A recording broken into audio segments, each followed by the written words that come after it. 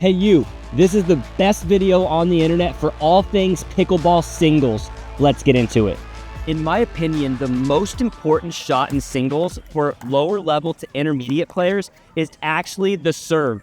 But the most important shot for intermediate to advanced players, it's actually the return. We're gonna get into why in just a minute, but if you need an upgrade for your serve or return, be sure to check out some of these other videos on the PlayPickleball.com YouTube channel.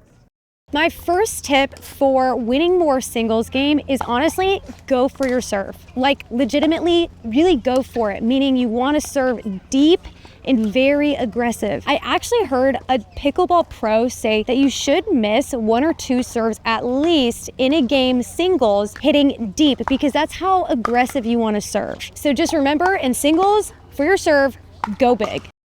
Much like the serve, the return in singles is super important. But a lot of people struggle with this because when they return in doubles, you're running forward immediately almost every time. But there can be some times in singles where players actually prefer to return and stay back. So people struggle often when it comes to transitioning to singles. How do I know when to stay back and when to advance to the net? So that's what we're gonna talk about here. In general, a good rule of thumb is that if I can make contact with my return as I'm moving or running forward, that's a great ball to advance on. But if I'm returning deeper off my back foot and I'm not able to advance forward as I'm hitting my return, I might want to stay back and wait for a better ball to advance. So I'm going to show you what this could look like in live time. I'm getting a return here. You see how that ball I just got there was pretty deep?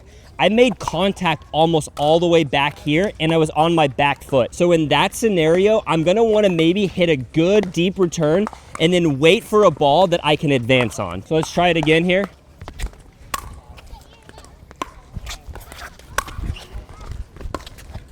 So you see how there on that ball, I got a ball that was a little more shallow that I could make contact with moving forward.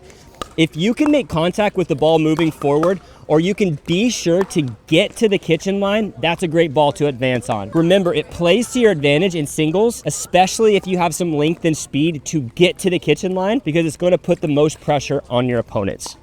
So the next part of becoming an effective singles player is learning how to hit a good passing shot. Now, what makes a good passing shot? It's not necessarily a ball that's super hard, but it's a ball that has downward spin or trajectory. It gets down over the net quick. It's at an angle and it's away from your opponent. So in order to practice this, I have a drill. I'm gonna kind of play the role of a coach. Danea is gonna kind of play the role of the student here. So what we're gonna do here in order to hit this shot, we wanna make contact out front.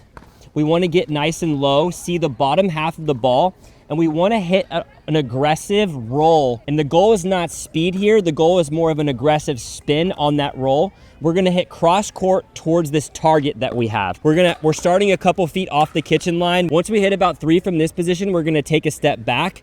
The goal of this is that the ball's crossing over the net with about a 1 foot margin over the net. So give yourself a little margin over the net, but not quite as much margin as like a traditional drop, okay? So I'm gonna give you this ball. Go ahead and drop it in front of you and give me a nice roll and try to hit this target. Good, another one. Focus on spin, get nice and low, see the bottom of the ball. Okay, give yourself a little less margin there, a little closer to the net, a little more flat. Good, okay. Now we're gonna take a step back and keep going. All right, so now that we've successfully hit some, we're gonna back up a couple steps and keep going. She really has to use those legs, focus on that follow through here. Remember, this passing shot is kind of somewhere in between a drop and a drive, okay? Go ahead. Good, I like that. All right, give yourself a little bit bigger follow through. Nice, good. So that's an effective pass right there. It got just past the kitchen, so that's gonna work. Anything that they can't hit down on is gonna work. So again, work back and then start to get some actual live feeds and just work on kind of that drive drop combo. That's really gonna help you in singles. Now we're gonna go on to maybe the most important part of this video, which is some game-like scenarios to learn how to create patterns in singles. Let's go. This may be the most valuable part of this video. We're gonna go over how to create patterns in singles. Okay, so what you do in order to create a pattern actually has a lot to do with asking yourself questions after every point. So when I play singles, what I do is I'm gonna serve the ball, I'm gonna pick a spot, and I'm gonna see what result I got, okay? So if I usually like to start and serve to their backhand, and I see where did they return, how strong was their return, and then I make adjustments accordingly. If I got the type of return that I want, I'm gonna stick with the backhand and then build on that pattern. So I might go with a heavy serve to the backhand, they might return to my forehand, and I might try to hit a roll passing shot cross court. If that doesn't work, I might try to go down the line, I might mix up my speeds, and I'm gonna find a pattern that works and then stick with it. So now I'm gonna kind of show you a game-like scenario and how I build a pattern. Okay, so like I said, I typically like to start serving big to the backhand. So that's where we're gonna start, and we're gonna see what kind of response we get, okay?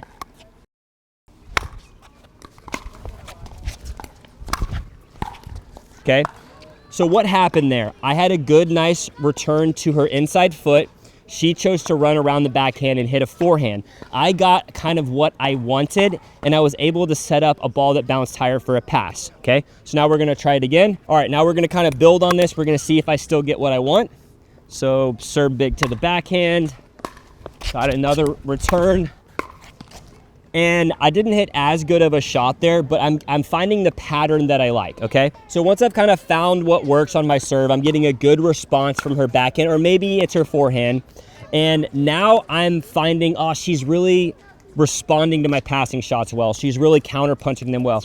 Well, maybe now I want to try to take some pace off of my third and hit more of a drop and advance to the kitchen line, getting some cat and mouse. So, for example, we're gonna see how this plays out here, me changing up my pattern. Serve big, get the response I want. Now I'm gonna drop. Okay, so there you see she beat me. So I can tell my opponent's pretty quick. She hits angles good. So now I'm going to maybe stick with that a couple more times. If she continues to beat me, I'm gonna keep going until I find a pattern that works. Then I'm gonna stick with that pattern, and I'm not gonna change it until she proves me wrong. If you do this in singles and you create patterns and actually have a conversation with yourself, you're gonna win so many more singles points. Make sure you smash that like button and subscribe to the PlayPickleball.com YouTube channel.